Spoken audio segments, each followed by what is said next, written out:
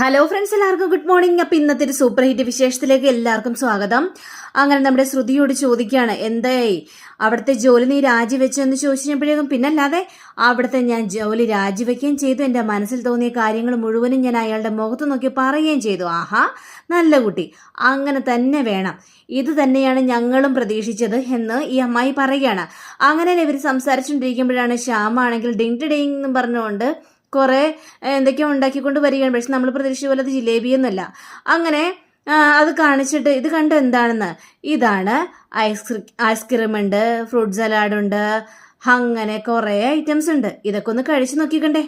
അപ്പൊ ഇത് കേട്ട് കഴിഞ്ഞപ്പോഴേക്കും അമ്മായി ആണെങ്കിൽ, ആഹാ ശ്യാമോൻ ഇതെല്ലാം ഉണ്ടാക്കിയായിരുന്നോ? ഇതെല്ലാം ഇവളെ കൊണ്ട് തീറ്റിക്കാനാണോ? വേണ്ടട്ടോ, ഇതെല്ലാം ഇവളെ കൊണ്ട് തിരിച്ചിട്ടുണ്ടെങ്കിലേ ഇവള് താടിച്ച് കൊഴുത്ത ഒരു കുട്ടിയാനെ പോലെ ആകും. ഇത് കേട്ട ശ്രുതിയാണെങ്കിൽ, എന്താ അമ്മായി എന്താ ഇങ്ങനെയൊക്കെ കിടന്ന് പറയുന്നത്? അപ്പൊ പ്രീതി, ഇതൊക്കെ ഇവൾക്ക് ഭയങ്കര ഇഷ്ടമുള്ള കാര്യം തന്നെയാണ്. ഏതായാലും ശ്യാം സാർ ഇതെല്ലാം ഉണ്ടാക്കിയല്ലോ. ശ്രുതി, ഇനിയിപ്പോ കൂടുതലൊന്നും പറയണ്ട, താനിതൊന്ന് രുചിച്ചു നോക്ക്. താനാകെ ടെൻഷൻ അടിച്ച് ചൂടെടുത്ത് വന്നതല്ലേ, അപ്പൊ തൻ്റെ മനസ്സൊന്ന് തണുപ്പിക്കാൻ വേണ്ടി തന്നെയാണ് ഇതെല്ലാം വിഭവങ്ങളും ഉണ്ടാക്കിയത്. അപ്പോ താനിതൊന്ന് കഴിച്ചേ മതിയാവുള്ളൂ എന്നും പറഞ്ഞുകൊണ്ട് ഇതെടുത്ത് കയ്യിലേക്ക് കൊടുക്കുകയാണ്. കയ്യിലേക്ക് കൊടുത്തു കഴിഞ്ഞപ്പോഴേക്കും ഈ ശ്യാമിനൊരു കോള് വരികയാണ്.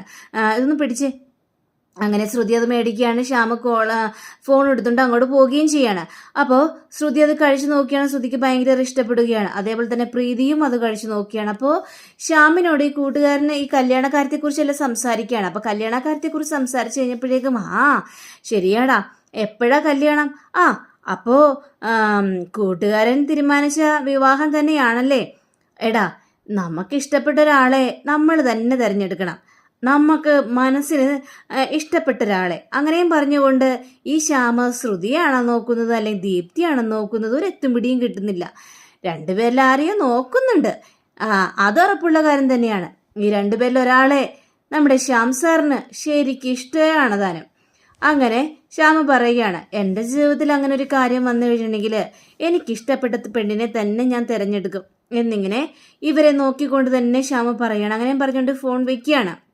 അങ്ങനെ പിന്നീട് കാണിക്കുന്നത് നമ്മുടെ അശ്വിൻ്റെ വീടാണ്. അപ്പം അശ്വിൻ്റെ വീട്ടിലേക്ക് ആ വേലക്കാരൻ വന്നിട്ട്, സാറേ സാറിൻ്റെ സൂട്ട് അലക്കിയിട്ടുണ്ട്, പിന്നെ സാറിൻ്റെ സൂട്ടിൽ നിന്ന് ഈ ഒരു സാധനവും കിട്ടിയിട്ടുണ്ട്. ഇതെന്ത് സാധനമാണ്? അതൊന്നും അറിയില്ല, ലോണ്ടറി വാല തന്നതാണ്. അങ്ങനെയും പറഞ്ഞുകൊണ്ട് ഈ കയ്യിലേക്ക് കൊടുത്തിട്ട് ഇയാൾ അവിടെ നിന്ന് പോവുകയാണ്. അപ്പോൾ ഈ അശ്വിൻ നേരെ അത് തുറന്നു നോക്കിക്കഴിഞ്ഞപ്പോഴേക്കും അതിൽ കുറച്ച് മുത്തുകൾ, അതന്ന് പാർട്ടിക്കിടയിൽ ഈ മൽപ്പിടുത്തം സംഭവിച്ചു കഴിഞ്ഞപ്പോഴേക്കും ശ്രുതിയുടെ മാല ഈ അശ്വിൻ വലിച്ചു പൊട്ടിച്ചല്ലോ. ആ മുത്തുകൾ നമ്മുടെ അശ്വിൻ്റെ പോക്കറ്റിൽ ഒരു പേപ്പറിൽ സൂക്ഷിച്ചു വെച്ചതാണ്. അതെല്ലാം എടുത്തു കഴിഞ്ഞപ്പോഴേക്കും ഈ ശ്രുതിയുടെ ഓർമ്മകൾ വീണ്ടും വീണ്ടും അശ്വിനെ അലട്ടിക്കൊണ്ടിരിക്കുകയാണ്. ഇതേ സമയം തന്നെ നമ്മുടെ ശ്രുതിയാണെങ്കിൽ തൻ്റെ ബാഗുകളെല്ലാം ഇങ്ങനെ അരിച്ചു പിറക്കുകയാണ്, എന്തൊക്കെയോ തപ്പിക്കൊണ്ടിരിക്കുകയാണ്. അപ്പോഴാണ് അതിൽ നിന്നൊരു താക്കോല് കിട്ടുന്നത്. അപ്പം താക്കോല് കിട്ടിക്കഴിഞ്ഞപ്പോഴേക്കും ശ്രുതി അതിനെക്കുറിച്ച് ആലോചിക്കുകയാണ്. അത് അമ്പലത്തിൽ വെച്ച് ഈ അശ്വിൻ്റെ കയ്യിൽ നിന്ന് പോയതാണ് ആ താക്കോല്. അങ്ങനെ ഈ താക്കോലെടുത്ത് അശ്വിൻ്റെ കയ്യിലേക്ക് കൊടുക്കാനായിട്ട് തുടങ്ങിക്കഴിഞ്ഞപ്പോഴേക്കുമാണ് അതാരാണെന്ന് ഈ ശ്രുതിക്ക് മനസ്സിലായത്. അപ്പം അവിടെ വെച്ചും കുറേ ബഹളം ഉണ്ടായി. ആ സമയത്ത് ഈ താക്കോല് അശ്വിന് കൊടുക്കാനായിട്ട് തോന്നിയില്ല ശ്രുതിക്ക്. അപ്പം ശ്രുതി അത് കയ്യിൽ സൂക്ഷിച്ച് വെച്ചതാണ്. അങ്ങനെയെല്ലാം ആലോചിച്ചുകൊണ്ടിരിക്കുന്ന സമയത്താണ് പ്രീതി അങ്ങോട്ട് വരുന്നത്. അപ്പോൾ പ്രീതി ചോദിക്കുകയാണ്, എന്താ നിന്റെ കയ്യിൽ എന്താ എന്നൊക്കെ ചോദിച്ചപ്പോഴേക്കും, അത് പിന്നെ ചേച്ചി, ഇതൊരു താക്കോലല്ലേ, ഈ താക്കോൽ ഇത് ആരുടെയാ? നിനക്കിത് എവിടെ നിന്ന് കിട്ടി താക്കോല്? പറ, ഞാൻ ചോദിക്കുന്നത് കേട്ടില്ലേ ശ്രുതി, എവിടെ നിന്നാ കിട്ടിയതെന്ന്? ഇത് കേട്ട ശ്രുതിയാണെങ്കിൽ, അത് പിന്നെ എനിക്ക് കളഞ്ഞു കിട്ടിയതാണ് ചേച്ചി. ആഹാ, കൊള്ളാലോ, ഇപ്പോഴും നീ ചവറ് പറക്കുന്ന ശീലം നിർത്തിയിട്ടില്ലല്ലേ? വഴി കാണുന്ന ഓരോ സാധനങ്ങളും പെറുക്കി പെറുക്കി നിന്റെ ബാഗിലേക്ക് ഇടും. ആ സ്വഭാവം ഇപ്പോഴും നിന്നില്ലല്ലേ? എന്നാ പിടിക്ക്. അതെ, ഫോണും തന്നെ, എനിക്ക് അമ്മയെ വിളിക്കാനാണ് എന്നും പറഞ്ഞുകൊണ്ട് ഫോണ് മേടിച്ചുകൊണ്ട് പോവുകയാണ്. അപ്പോൾ മേടിച്ചുകൊണ്ട് പോയി കഴിഞ്ഞപ്പോഴേക്കും ഈ ശ്രുതി വീണ്ടും പല കാര്യങ്ങളും ഇങ്ങനെ ആലോചിച്ചുകൊണ്ടിരിക്കുകയാണ്. പിന്നീട് കാണിക്കുന്നത് നമ്മുടെ അശ്വിനെയാണ്. അപ്പം അശ്വിനും അതേപോലെ തന്നെ എന്തൊക്കെയോ ആലോചിച്ചുകൊണ്ടിരിക്കുമ്പോൾ അഞ്ജലി വന്നിട്ട്, അശ്വിനെ കുഞ്ഞാ, നീ എന്തെങ്കിലും ആലോചിച്ചുകൊണ്ടിരിക്കുന്നത്? വന്ന് എന്തെങ്കിലും കഴിച്ചേ. ഓഹോ, കഴിക്കാനോ? ശരി, ഞാൻ കഴിക്കാം. പക്ഷേ ഞാൻ കഴിക്കണമെങ്കിൽ ചേച്ചി എന്തെങ്കിലും കഴിക്കണം, എന്നാൽ മാത്രമേ ഞാൻ എന്തെങ്കിലും കഴിക്കുള്ളൂ. എന്താ കുഞ്ഞിത്, എനിക്ക് വ്രതമല്ലേ, അപ്പം പിന്നെ ഞാൻ എങ്ങനെയാണ് കഴിക്കുന്നത്? പിന്നെ ഒരു വ്രതം, എന്നിട്ട് ആരോഗ്യം മുഴുവനും നശിപ്പിക്കാൻ വേണ്ടിയല്ലേ എൻ്റെ ചേച്ചി? ഇനി അതും ഇതൊന്നും പറയാൻ നിൽക്കരുത്. ചേച്ചി എന്തെങ്കിലും കഴിക്കാൻ നോക്കിക്കണ്ടേ, അല്ലെങ്കിൽ ഞാനിപ്പോൾ ചേട്ടനെ വിളിച്ച് കാര്യങ്ങളെല്ലാം പറയും. എൻ്റെ പൊന്നെ, നീ ഇപ്പോൾ ചേട്ടനെ വിളിച്ച് കാര്യങ്ങളൊന്നും പറയാനായിട്ട് നിൽക്കരുത്. അല്ലെങ്കിലേ അദ്ദേഹത്തിന് ഒരുപാട് തിരക്കുകളും ടെൻഷനുകളും ഒക്കെ ആയിരിക്കും. ആ സമയത്ത് ഇതും കൂടി പറയാൻ നിന്ന് കഴിഞ്ഞിട്ടുണ്ടെങ്കിൽ എങ്ങനെയാടാ കുഞ്ഞാ ശരിയാവുന്നത്? ദേ, ഈ വ്രതമൊന്നും അവസാനിച്ചോട്ടേന്നേ, അപ്പൊ പിന്നെ കുഴപ്പമില്ലല്ലോ. പിന്നെ ചേട്ടൻ വന്നു കഴിഞ്ഞാൽ വ്രതം അവസാനിക്കും. ഓഹോ, അപ്പൊ ചേട്ടൻ വന്നാലേ വ്രതം അവസാനിക്കുള്ളൂ. അപ്പൊ ചേട്ടൻ വന്നില്ലെങ്കിൽ വ്രതം അവസാനിപ്പിക്കില്ലല്ലേ? അത് പിന്നെ കുഞ്ഞാ, അതൊക്കെ വീട്. അല്ല, ഞാനൊരു കാര്യം പറയട്ടെ, നീ ലാവണ്യെ വിളിച്ച് പറ ഈ വ്രതം എടുക്കാനായിട്ട്.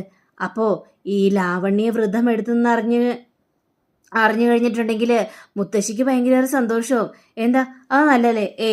വേണ്ട, അതൊന്നും ആവശ്യമൊന്നുമില്ല. എടാ കുഞ്ഞെ, ഞാൻ പറഞ്ഞു വരുന്നത് വേണ്ടേച്ചി, ആ വിഷയം സംസാരിക്കണ്ട, നമുക്ക് അതിനെക്കുറിച്ച് പിന്നീട് സംസാരിക്കാം, ശരി എന്നും പറഞ്ഞുകൊണ്ട് അഞ്ജലി അവിടെ നിന്ന് പോവുകയാണ്. പിന്നീട് കാണിക്കുന്നത് നമ്മുടെ മുത്തശ്ശിയാണ്. അപ്പം മുത്തശ്ശി ഒരേ കാര്യങ്ങൾ ചിന്തിച്ചുകൊണ്ടിരിക്കും. അഞ്ജലി വന്നിട്ട് എന്താ മുത്തശ്ശി ഇങ്ങനെ ആലോചിച്ചുകൊണ്ടിരിക്കുന്നതെന്ന് ചോദിക്കുകയാണ്.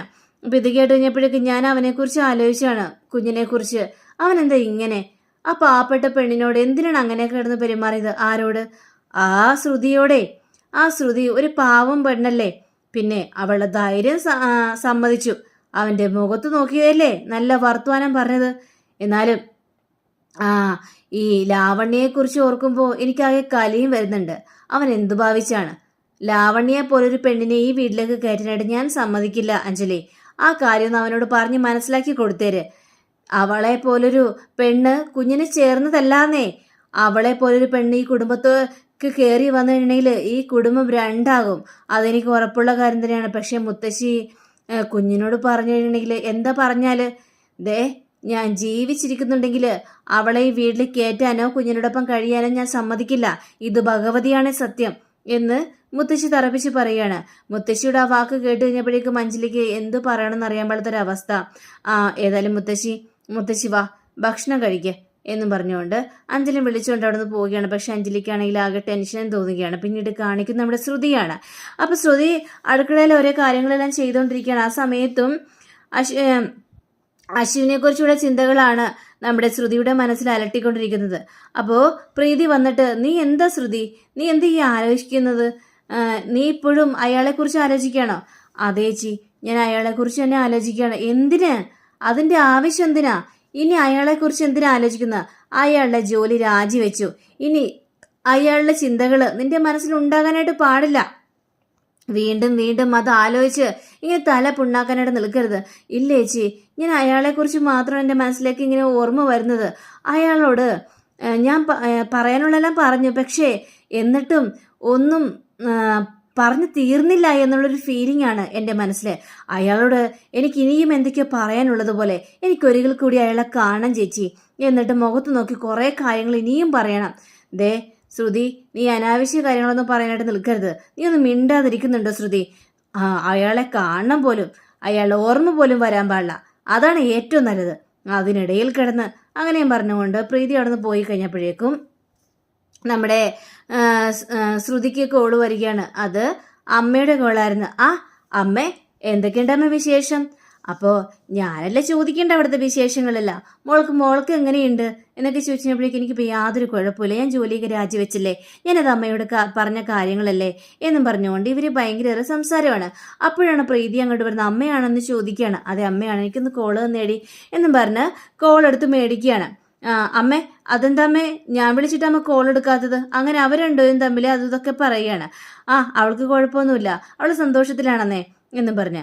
പക്ഷേ നമ്മുടെ ശ്രുതിയാണെങ്കിൽ ആ ജനലരികിലിരുന്ന് ഇയാളെക്കുറിച്ച് തന്നെ ചിന്തിക്കുകയാണ്. ഞാൻ എന്തിനാണ് ഈ അശ്വിനെ കാണണമെന്ന് ഇങ്ങനെ എൻ്റെ മനസ്സ് ആഗ്രഹിച്ചുകൊണ്ടിരിക്കുന്നത്?